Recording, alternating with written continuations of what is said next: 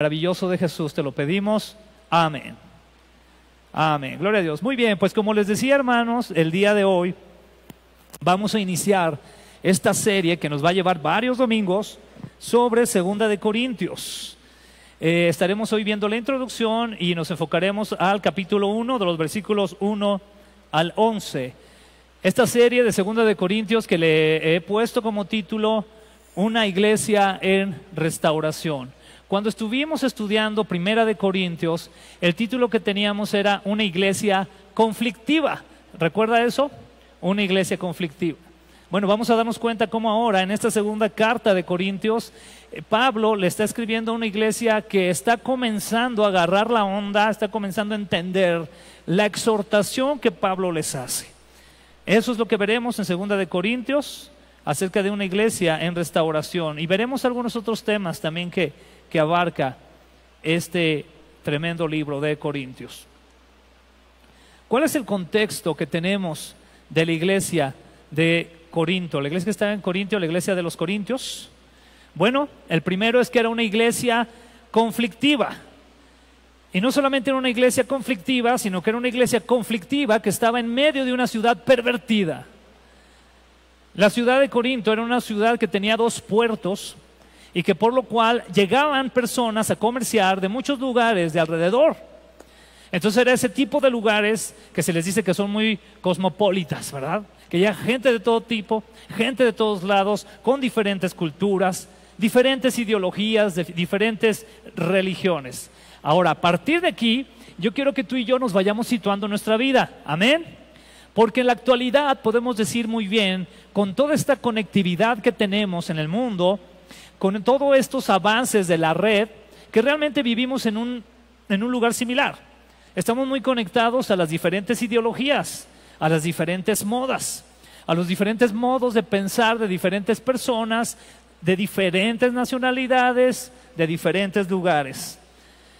Y bueno, la iglesia de Corintios, lo que vemos en Primera de Corintios es que era conflictiva y que estaba en medio de una ciudad pervertida. Fue una iglesia fundada por Pablo directamente. Pablo se encarga de fundar esta iglesia ahí en Corinto. Y Pablo en esa carta muestra su preocupación porque llega a sus oídos que están pasando cosas que no son conforme a la Escritura, que la iglesia está viviendo de una manera que no honra a Dios. Es decir, son una iglesia, están buscando al Señor, están buscando la voluntad de Dios, pero están viviendo de una manera que no es la voluntad absoluta de Dios. Entonces dentro de esos temas que le llegan a sus oídos a Pablo, llegan temas de división. Era una iglesia que tenía divisiones. Unos les gustaba más escuchar, por ejemplo, a Apolo, otros les gustaba escuchar a otros maestros. Empezaron a llegar maestros ahí, sobre todo maestros que aparte de tener una elocuencia muy fuerte al hablar, una oratoria muy padre, ¿verdad? Como diríamos hoy, una homilética muy bonita. Más allá también de eso, tenían una posición social alta. Ahorita vamos a ver en su momento cómo eso también afectó. Había mucha inmoralidad, había mucho pecado sexual, por ejemplo. Había idolatría, había ingratitud, había un mal entendimiento de la gracia. Es decir, a sus oídos llegó que ellos habían sido perdonados por el Señor Jesucristo, que bastaba poner tu fe en el Señor Jesucristo y ser salvo, cosa que es cierta, pero en base de eso, ellos se confiaban y comenzaban a vivir una vida de pecado, una vida que deshonraba al Señor, una vida que iba totalmente en contra de la voluntad del Señor. También era una iglesia que hacía de menos a Pablo y su ministerio. A Pablo lo veían como una persona que realmente, lo veían de esta manera, una persona que no sabía o no podía realmente compartir la palabra. Aún por su físico despreciaban a Pablo. Era una iglesia conflictiva, una iglesia que comienza en un momento dado, a través de la exhortación de Pablo, a darse cuenta de su situación. Pero aquí tenemos que entonces hacer este puente con Segunda de Corintios, porque a pesar de que algunos empezaban a dar cuentas de su situación, seguían algunos otros en contra o en desacuerdo con Pablo. Y es ahí donde entramos con la introducción de Segunda de Corintios. ¿Cuántos de aquí más o menos van recordando lo que estuvimos viendo de Primera de Corintios? ¿Sí? Amén. Que fue algo muy, muy importante porque en su aplicación tiene mucho que ver con nuestra manera de vivir en la actualidad. Vamos entonces a la introducción de 2 de Corintios. Una de las cosas que vamos a encontrar en este libro es que Pablo se defiende de sus atacantes. Es decir, llega Pablo a un momento donde él muestra una actitud llena del Señor, una actitud correcta, pero para defenderse de aquellos que estaban atacando lo que él compartía. Y eso es muy importante en la actualidad. La iglesia cristiana comienza a ser atacada de una manera directa. Y tú y yo debemos de tener los elementos necesarios para poder hacer defensa del llamado que el Señor Jesús nos ha dado. Pablo aquí en específico va a defender el llamado que el Señor le dio. Y tú en un momento u otro de tu vida como cristiano, porque si tú eres cristiano, déjame decirte que tienes un llamado. Otra cosa es que no todos lo estén atendiendo. Amén. Pero tú tienes un llamado y en un momento vas a tener que defender ese llamado y más en este tiempo. Entonces, Pablo se defiende de sus atacantes. Aquí es interesante notar, lo puse entre paréntesis, que en la actualidad las enseñanzas de Pablo siguen estando en debate. Eso es impactante, porque en la actualidad todavía lo que Pablo enseñó, atención, aquí hay que ser muy claros conforme el orden de la Escritura, lo que Pablo enseñó aún se sigue estudiando y sigue estando todavía en debate de cómo realmente debe ser la interpretación. Pero a final de cuentas lo central es el tema de la salvación. Ese es el tema importante. Pablo entonces demuestra el carácter del creyente servidor. Te voy a repetir esto. Pablo demuestra el carácter del creyente servidor. Es bueno que tú seas un creyente, pero si tú eres un creyente, debes de ser un servidor. De alguna manera tú debes de servir al Señor. Y ese carácter va a requerir de ti madurez. Y para que nos quede claro qué nos referimos de madurez, nos referimos a tener el carácter de Cristo. Si tú quieres saber, ¿soy maduro? ¿Estoy en camino de la madurez? Entonces te invito a que te dejes de comparar con el hermano de al lado, a que te dejes de comparar con el mejor predicador, a que te dejes de comparar con el mejor salmista y te comiences a comparar con Cristo. ¿Qué tanto me parezco a Cristo? ¿Qué tanto te parezcas a Cristo y actúes como Él? Ese es tu grado de madurez. ¿Qué te parece? Entonces ya de ahí nos podemos dar una idea qué tan en pañales estamos, ¿verdad? Si ya estamos saliendo del pañal, estamos usando pañal entrenador o ya estamos avanzando más. ¿Cómo somos de maduros? ¿Qué tanto me parezco al Señor Jesucristo? Ahora fíjate bien, debido a esos ataques que estaba recibiendo Pablo, decide visitar a la iglesia ahí de los Corintios, y posteriormente les escribe en defensa de su llamado. Es decir, Pablo escucha lo que estaban diciendo de él, entonces los visita. Qué interesante, ¿verdad? Y no los visita así en un plan de, a ver, ¿qué estaban diciendo de mí? No, ¿verdad? Como a lo mejor algunos de nosotros haríamos, sino que realmente los visita en el sentido de que él tenía una carga por la iglesia. Él estaba preocupado por lo que estaba pasando ahí, por lo que estaban aprendiendo de la palabra, por cómo estaban conduciendo sus vidas en Cristo. Esa es una preocupación que debemos de tener todos aquellos que estamos sirviendo al Señor. Realmente cómo está la iglesia para honrar al Señor en medio de eso. Y entonces, esta carta menciona lo siguiente. Menciona que al ser una carta, fíjate muy bien, es una carta que es severa. Es decir, es una carta donde Pablo, como te decía, ya cambia un poquito más su manera de acercarse y trata de ser un poco más contundente con lo que va a decir, exhortar de una manera más directa. Eso en ocasiones también es necesario. Entonces Pablo, ¿qué sucede aquí? 3 cosas. Se reconcilia con los corintios, con todos aquellos sobre todo que, te lo voy a decir de manera así muy, muy normal, agarraron la onda, ¿verdad? O sea, aquellos que dijeron, no, pues sí, tienes razón Pablo, la estamos regando, estamos viviendo mal, estamos abusando de la gracia, no estamos honrando al Señor, estamos divididos, somos unos inmorales. Pablo, pues sí tienes razón, ¿qué hacemos? Y Pablo se reconcilia con ellos. Qué precioso es eso. Y enseguida Pablo también en 2 de Corintios va a hablar acerca de la generosidad de la iglesia. Cómo aquellos que comenzaron precisamente a volver en sí, empezaron a ser generosos para la obra del Señor. Y al hablar de esa generosidad hablamos de todos los términos del servicio, el tiempo, usar tus dones y talentos, usar tu economía, todo lo que podían para la obra del Señor. Y enseguida Pablo finalmente en esta carta reta a sus críticos. Es decir, Pablo llega y se reconcilia con aquellos que comprendieron el mensaje, con ellos trabaja este tema de servir al Señor generosamente, pero entonces toma un tiempo también para hablar con aquellos que lo criticaban directamente, cosa que es muy importante. Habiendo dicho esto, recordemos que toda esta aplicación no solamente es para que aprendamos como el contexto histórico, ¿verdad?, sino para que nos demos cuenta de qué manera aplica nuestra vida en la actualidad. ¿Qué tanto nos parecemos a esa iglesia de 2 Corintios? ¿Y qué es lo que el Señor entonces nos pediría hacer?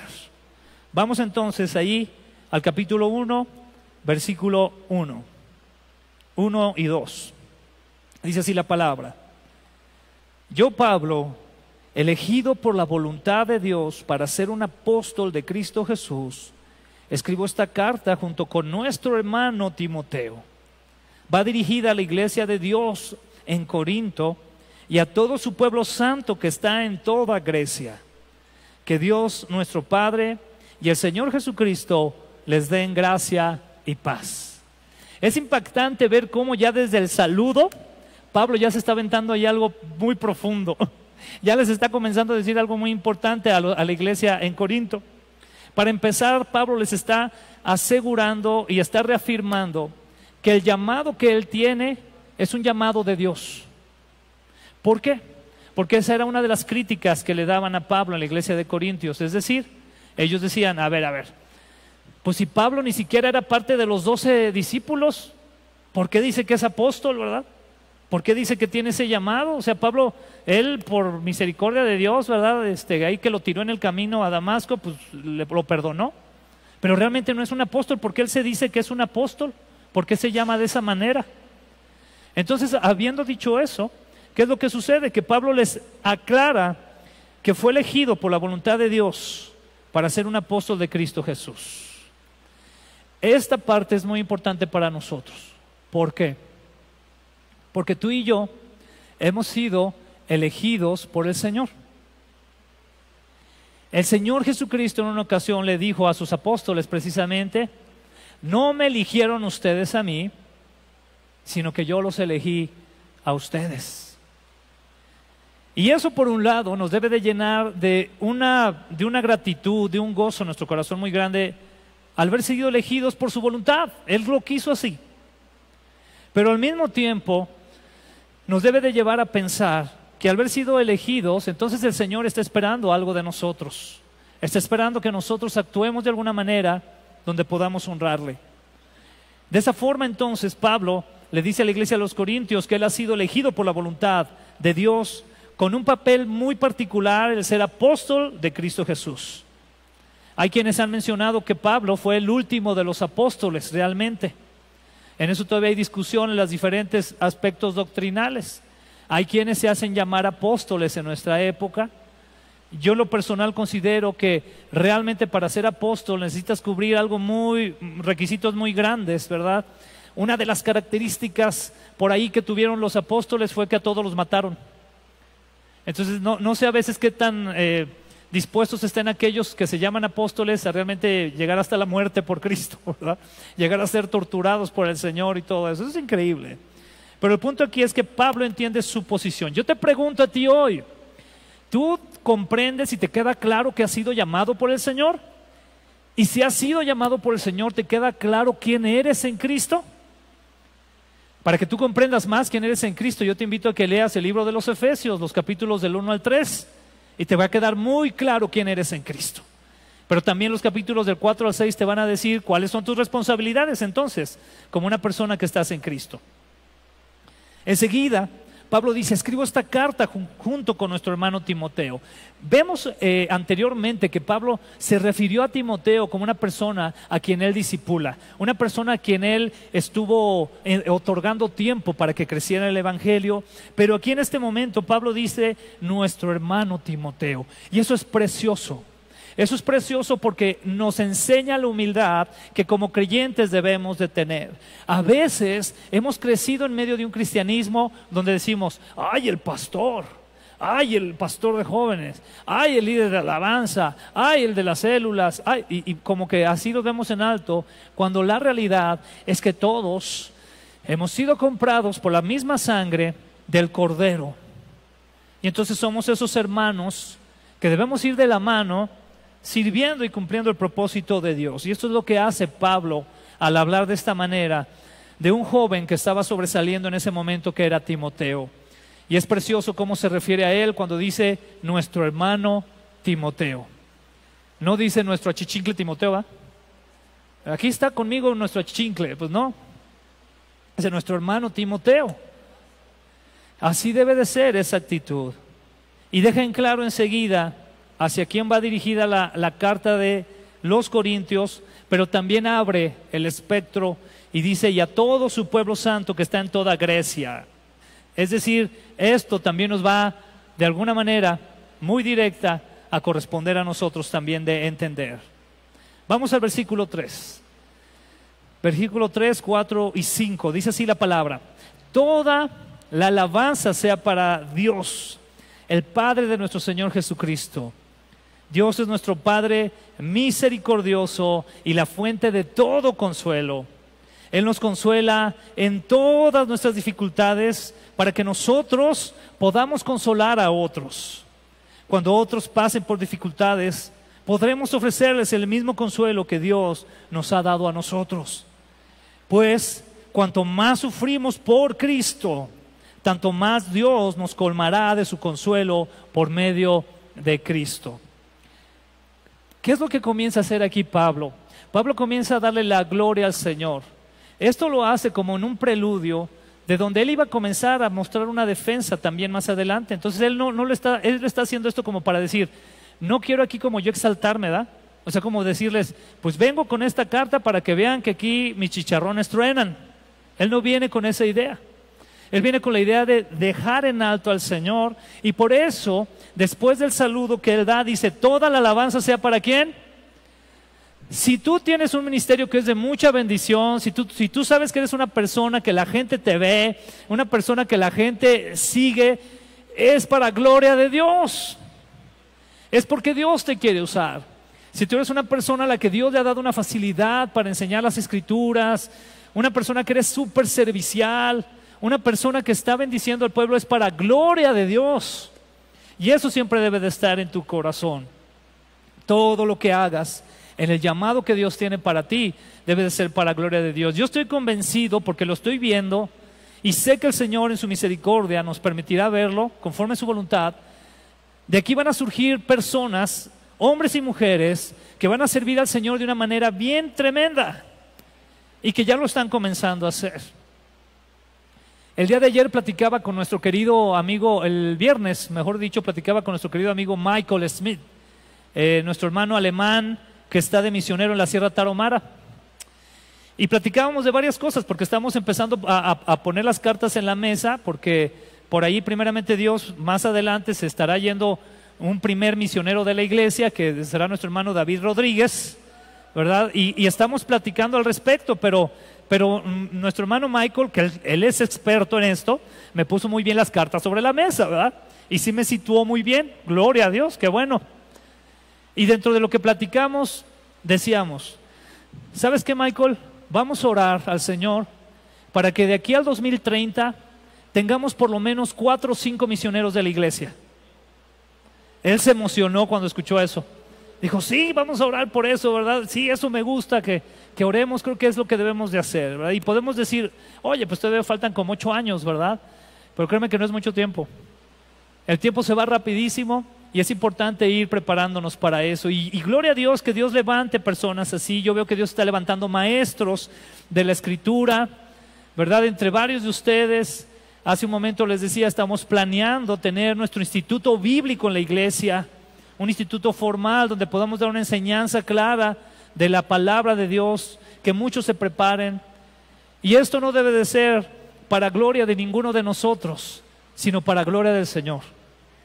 Que se pueda aquí convertir en un semillero de hermanos y hermanas, de jóvenes que salgan a servir al Señor y lo hagan de una manera bien consciente de a quién están sirviendo y prepararse de esa manera. Y es entonces que Pablo deja en claro eso. Dice, Dios es nuestro Padre misericordioso y la fuente de todo consuelo. Y comienza con esta parte ahora. ¿Por qué? Porque todas las críticas, todos los ataques que Pablo recibió, yo les puedo asegurar que tampoco fueron como algo que dijo Pablo, no pasa nada. Yo creo que sí le pesaron. Seguramente le dolieron. Seguramente trajeron aflicción a su corazón. Y esa es otra noticia para ti, el que quieres servir al Señor. Prepárate, porque va a haber momentos donde así te vas a sentir. Van a haber ataques. A veces puede ser que de la misma iglesia, a veces de la sociedad, a veces de tu propia familia, puede ser, pero va a haber ataques. Y tú tienes dos opciones. Una, caerte en la depresión y quedarte ahí tirado. O la otra, recibir el consuelo ¿de quién? Del Señor. Por eso dice aquí Pablo, Dios es nuestro Padre misericordioso y la fuente de todo consuelo. Y comienza a hablar Pablo de que él fue consolado por el Señor en medio de esta situación, donde una iglesia que él fundó, una iglesia donde él invirtió por lo menos 2 años y estuvo preparando personas y estuvo trabajando aparte para mantenerse y aparte para la iglesia, esa misma iglesia en un momento dado le dijera, no Pablo, no te queremos, y pasa una patada por allá. Él debió de haber sufrido por eso. Pero él le quedó algo muy claro. Mi consuelo vino del Señor. Es lo que les está diciendo los corintios. Mientras ustedes estuvieron echándome carrilla, el Señor me consoló. Y así el Señor te va a consolar. Si tú quieres servir al Señor y vienen dificultades, el Señor va a ser tu consuelo. Y es lo mejor que puedes esperar, amén. No esperes a que llegue el hermano y te abrace y pobrecito, hermano, si estás esperando eso, te va a ayudar 2, 3, 5 minutos, pero después otra vez vas a sentirte mal. Entonces necesitas del consuelo del Señor, necesitamos de Él. Y fíjate muy bien, dice aquí, quiero enfatizar a partir de la mitad del versículo 4, cuando otros pasen por dificultades, podemos ofrecerles el mismo consuelo que Dios nos ha dado a nosotros. Pues cuanto más sufrimos por Cristo, tanto más Dios nos colmará de su consuelo por medio de Cristo. Aquí está hablando de un consuelo muy en particular, es decir, de algo muy en específico. ¿Cuál es el tipo de consuelo? Este versículo no lo podemos ver como si fuera un consuelo porque ya no te habla algún familiar de la casa porque eres cristiano, ¿verdad? Y entonces dices, ay Señor, ¿cómo sufro? Consuélame porque ya no me ama. O porque a lo mejor en el trabajo se enteraron que ya eres cristiano y ya no te invitan al tiempo del break, del lunch. No, ya no lo inviten porque es cristiano, ¿verdad? Y tú, ay, ¿cómo sufro? No está hablando de ese sufrimiento. Está hablando de un sufrimiento que dice el versículo 5, ¿por causa de quién? De Cristo. Por causa de Cristo. Es decir, cuando tú realmente estás metido en la obra del Señor, estás entregando todo lo que Dios quiere que des, y entonces vienen dificultades, vienen retos, vienen problemas a tu vida, y entonces sufres, pero Dios te consuela. Eso es lo que Pablo les está enseñando. Por un lado les dice lo que él pasó, pero por otro lado también los está preparando a que ellos aprendan a recibir ese consuelo de Dios en medio del sufrimiento. Yo muchas veces he mencionado que realmente en nuestra cultura, aquí donde nosotros vivimos en Agüitas, ¿verdad? Aquí en Aguascalientes, en México, realmente no sufrimos por el Evangelio. Y yo soy muy reiterativo en eso, hermano. Es decir, yo quiero que te quede muy claro porque realmente no estamos sufriendo por el Evangelio. Hay quienes sí están sufriendo por causa de Cristo. Pero entonces esto te lo digo ¿para qué? Para que le eches ganas. Y que no pienses que por situaciones bien pequeñas te sientas el mártir. Amén. Es decir, realmente difícilmente yo te podría decir, es que aquí en Aguascalientes somos mártires de Cristo. Pues no, no lo somos. Y por otro lado entonces aprovechemos este tiempo para hacer y dar todo lo que con toda libertad podemos hacer para el Señor. Versículo 6 nos va a enfatizar un poco más. Dice así: aun cuando estamos abrumados por dificultades, aquí dice Pablo, es para el consuelo y la salvación de ustedes. Pues cuando nosotros somos consolados, ciertamente los consolaremos a ustedes. Entonces podrán soportar con paciencia, atención aquí estas palabras, soportar con paciencia los mismos sufrimientos que nosotros. Aquí está hablando un hombre que había estado ya en la cárcel varias veces. En una ocasión pensaban que ya lo habían matado a pedradas y se fueron de ese lugar porque dijeron, ya quedó a pedradas. Déjame decirte algo, en ese tiempo cuando hablaban de pedradas, no era que aventaban 2 o 3 piedras, eran unas piedrotas y aparte los dejaban a veces hasta enterrados en piedras. Y en una ocasión así agarraron a Pablo y muy seguramente ya lo han de haber dejado cubierto de piedras, y la gente así en su rabia dijeron, pues ya, vámonos, ya quedó ahí. Y por un milagro del Señor dice la Escritura que Pablo se levanta, se sacude y sigue. Eso es sufrimiento, amén. Pero dice Pablo, nosotros que hemos sufrido a través de esto ahora podemos consolarlos a ustedes. Si ustedes pasan un sufrimiento, podemos decirles que no se preocupen, Dios estará con ustedes, Dios les dará la fortaleza, Dios los ayudará. Y aquí yo quiero dejarte claro 2 cosas, amén. La primera, échale ganas, esfuérzate a lo que Dios te está llamando a hacer. Yo estoy orando al Señor por una iglesia esforzada, hermano, por una iglesia que se aplique a hacer lo que Dios le ha llamado a hacer, que ya deje atrás sus problemitas en su vida. Ay, es que todavía no puedo con tal cosa. Y, hermano, deja atrás eso que te estorba, sigue adelante en Cristo el Señor. Una iglesia esforzada en Él.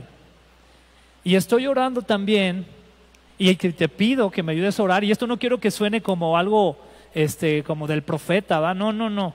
Pero estoy orando también porque el Señor nos prepare para lo que viene. Porque vienen tiempos complicados. Tiempos donde vamos a ser cada vez más y más atacados. Ahorita, legalmente, se están levantando iniciativas a nivel internacional donde quieren declarar el cristianismo como un pensamiento intolerante a la cultura actual. Probablemente en los próximos años pudiera ser que vengan tiempos donde incluso sea ilegal decir pecado a lo que es pecado. ¿Estás listo para eso? ¿O vas a correr? ¿Te fijas cómo debemos de estar preparados? Porque va a llegar un momento, hermano, donde tu vecino tal vez te va a poder denunciar por decir que la homosexualidad es un pecado, que el matrimonio del mismo sexo es un pecado, que el aborto es un pecado. Y probablemente por estar tú diciendo eso, te puedan llevar a la cárcel. ¿Estamos listos? Tal vez no, pero que el Señor nos prepare, amén.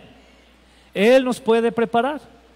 Es ahí donde se aplica el consuelo del que Pablo habla. ¿Te das cuenta cómo no está hablando de un consuelo de donde ya alguien te dijo, ay, el cristiano, jajaja, y tú, ay, me dijeron cristiano? No.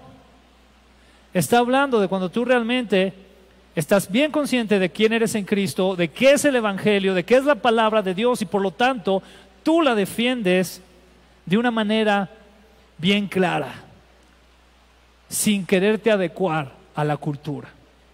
¿Seguimos todos aquí? Amén, gloria a Dios. Muy bien. Por eso dice en el versículo 7, tenemos la plena confianza de que al participar ustedes de nuestros sufrimientos, también tendrán parte del consuelo que Dios nos da. Versículo 8. Amados hermanos, fíjate con cuánto amor le sigue hablando Pablo, ¿verdad?, a la iglesia de Corinto. Amados hermanos, pensamos que tienen que estar al tanto de las dificultades que hemos atravesado en la provincia de Asia. Y comienza aquí a hablar de las dificultades, amén. Dice, fuimos oprimidos y agobiados más allá de nuestra capacidad de aguantar, y hasta pensamos que no saldríamos con vida. Esto es lo que estaban sufriendo Pablo y aquellos que estaban en su círculo íntimo. Yo quiero que pienses alguna ocasión, si te has quedado sin comer, no sé, un día o dos, si te has quedado sin poder tomar agua, y aparte de eso has sido tal vez golpeado o te han metido a la cárcel. ¿Alguien de aquí ha pasado eso por el Evangelio? Yo creo que ninguno de los que estamos aquí lo hemos pasado. A mí lo máximo que me llegó a tocar una vez es que nos apedrearon en un rancho, pero hasta ahí. Realmente no más de eso. Pero fíjate muy bien, ponte a pensar aquí. El agobio y el sufrimiento, la opresión que estaba sufriendo ahí Pablo. Al momento de él reconocer y decir, ¿no? Decir, pensamos que ¿qué? Que no saldríamos con vida. O sea, en pocas palabras dijeron, pensamos que no lo íbamos a hacer, no lo íbamos a armar. Qué tremendo. Versículo 9. De hecho, esto enfatiza lo que acaba de decir Pablo, esperábamos ¿qué? Morir. O sea, ya estaban, tan mal estaban, que ya estaban, pues ya, yo creo que ya nos vamos a morir aquí. Qué tremendo. Pero, como resultado, dejamos de confiar ¿en quién? En nosotros mismos. Atención, eso es una parte muy importante. Dejamos de confiar en nosotros mismos y aprendimos a confiar solo en Dios, quien resucita a los muertos. Esto lo está diciendo un hombre que estuvo apedreado en el piso, lleno de piedras, y que el Señor lo levantó. Y esto, ahora date cuenta cómo apega tanto a nuestra cultura, amén. Porque en la cultura en la que vivimos estamos muy acostumbrados o buscamos mucho que nos digan, tú puedes, tú lo vas a lograr, toda la fuerza está en ti, ¿verdad? Star Wars, la fuerza está contigo, ¿verdad? Y cosas así. Eso es lo que nos gusta que nos digan. Pero aquí veo un Pablo que en la actualidad pues estaría muy poco de moda en las redes sociales. Yo estaba viendo ayer un video, y bueno, lo voy a decir con mucho cuidado, ¿ok? Porque yo sé que hay gente que a lo mejor me va a odiar después de que diga lo que voy a decir. Y no tengo nada realmente contra esta persona, pero sí me dejó pensando. De hecho, hay videos que me han gustado de él. Por ahí hay una persona que se llama Daniel Javif, ¿lo han escuchado? Daniel Javif.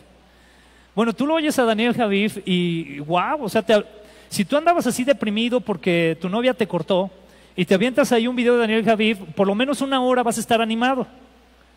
Se va a decir, sí tienes razón el Daniel Javif, ¿verdad? Y ya después que vuelvas a ver a tu novio pasar con la otra chica, otra vez, voy a volver otra vez a poner el video. No sé, alguna cosa así. Pero el punto es este. Vi que lo entrevistó a Daniel Javif, la hija de Eugenio Derbez. Y en esa entrevista me llama mucho la atención que hablan y hablan de Dios, pero nunca mencionan el Evangelio. O sea, todo es Dios, sí, hay que creer en Dios, sí, Dios, la energía que Dios te da, la luz que Dios te da. Yo estaba esperando que ese hombre diera un versículo bíblico por lo menos, y créeme que ustedes me conocen, no me gusta caer de fariseico, pero estaba esperando, o sea, yo decía, es la oportunidad perfecta, tiene más de 1 millón de vistas este video. Y en ningún momento dijo, Jesucristo es el camino, la verdad y la vida, y si tú estás buscando a Dios tienes que buscar a Cristo, no hay otra. No, sino que todo era de la parte del entrevistador. Daniel Javif, pues qué bueno que tú encontraste la verdad por medio de Dios, verdad y la luz, tienes mucha luz, qué bonito eres, y ya. ¿Y dónde queda eso? Entonces estamos en esa cultura donde si surgiera, imagínate que Pablo surgiera en las redes sociales, imagínate a Pablo en estos tiempos, ¿no? En un video de YouTube o de Instagram o de TikTok diciendo, muchachos, les tengo una noticia, tienen que dejar de confiar en ustedes porque ustedes son bien losers, solamente Dios los puede ayudar. ¿Sabes cuántos views tendría? Como 2 o 0, ¿verdad? Así. Y a lo mejor muchas manitas así, ¿verdad? Abajo con Pablo. Bueno, es parte de lo que le pasó en la iglesia de los Corintios. Eso era el tipo de cosas que luego los corintios, oye, espérate, pues si nosotros venimos de una cultura grecolatina, ¿no? Donde la esencia del humanismo, el hombre, las olimpiadas, la filosofía, el conocimiento, todo eso estaba ahí en esa cultura que aún nos sigue. Y Pablo llega y les dice que ellos en esos momentos de agobio y de dificultad, Pablo no dijo, pero confié porque hacía muchas lagartijas y las piedras me rebotaban. O sea, no dijo eso, ¿verdad que no? ¿Qué fue lo que dijo? De hecho, esperábamos morir, pero como resultado dejamos de confiar ¿en quién? En nosotros mismos, y aprendimos a confiar solo en Dios, quien resucita a los muertos. El cristiano es de una vez por todas que debe de aprender a confiar solo en Dios. Si tú estás confiando en Dios, pero también estás confiando en las fuerzas energéticas de no sé qué cuarzos, pues estás mal, porque tu confianza está dividida. Si tú estás creyendo confiar en Dios, pero todavía tienes que aventarte talleres de coaching motivacionales para sentirte bien, perdóname, hermano, pero entonces estás confiando a medias. Y si estás siendo llamado a servir al Señor y vas a pasar tribulaciones, muy probablemente no tengas la fuerza de Dios en tu vida. ¿Cuántos anhelamos la fuerza de Dios? Él es nuestra ayuda, Él es nuestra fortaleza, Él es quien nos sostiene de verdad. En Él debemos depositar toda nuestra confianza, no solamente parte de tu confianza, toda tu confianza. A ver, dile al que tienes ahí al lado, confía totalmente en Dios. Dile, no te dé pena, al que tienes ahí al lado, confía totalmente en Dios. Es lo que debemos de hacer, confiar solamente en Él. Él es quien nos ayuda en medio de las dificultades por causa del Evangelio. Versículo 10, vamos entrando a la parte final. Efectivamente, dice Pablo, Él, el Señor, nos rescató del peligro mortal. Y dice Pablo confiadamente, fíjate muy bien, y volverá a hacerlo de nuevo. Pablo está diciendo, si nos vuelve a pasar, Él nos va a volver a ayudar. Qué confianza tan tremenda. Dice, hemos depositado nuestra confianza en Dios y Él seguirá rescatándonos. Versículo 11. Y ustedes nos están ayudando al orar por nosotros. Qué precioso es este momento aquí de Pablo, porque ¿sabes qué está haciendo Pablo en 2 de Corintios?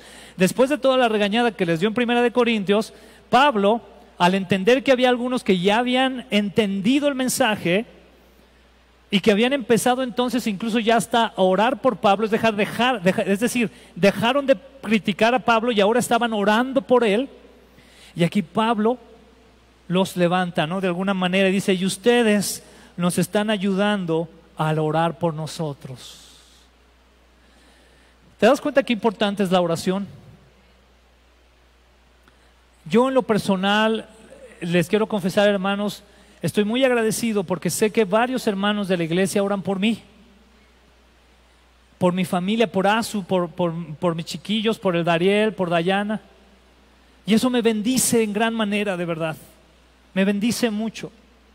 Y yo sé que en momentos de dificultad, en momentos de tentación, en momentos de frustración, esas oraciones tienen poder de Dios y nos ayudan, nos sostienen, nos guían. Qué importante es que oremos unos por otros. Qué importante es, no dejes de orar por tus hermanos. Amén, hermano, no dejes de orar. No te des el privilegio de dejar de orar. El Señor dijo que oráramos sin cesar.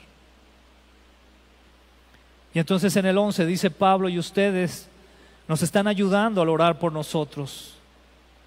Entonces, mucha gente dará gracias porque Dios contestó bondadosamente tantas oraciones por nuestra seguridad. ¿Sabes qué va a traer como consecuencia el que tú ores por otros? Tú vas a estar orando para que otros reciban la bendición de Dios, de tal manera que esas personas serán de bendición para otros y por lógica muchos vendrán a dar gloria a Dios y a darle gracias a Dios porque tú estuviste orando por personas, por tus hermanos que están proclamando el Evangelio. Qué importante es, amén. Qué importante es. ¿Qué te parece esta introducción de Pablo? Lo está dejando muy claro, ¿verdad? Es algo muy poderoso de Dios, diciéndole a la iglesia, iglesia, hay que aplicarnos, hay que echarle ganas en el Señor, hay que confiar solamente en Él y no dejemos de orar unos por otros. Vamos a orar al Señor. Padre, te damos gracias en esta tarde por tu palabra, Señor.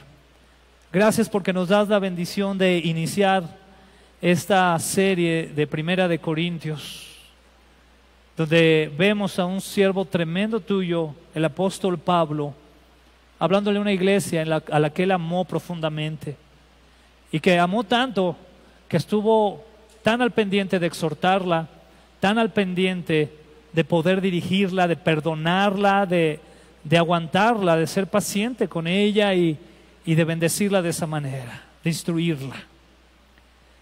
Padre, háblanos a nosotros.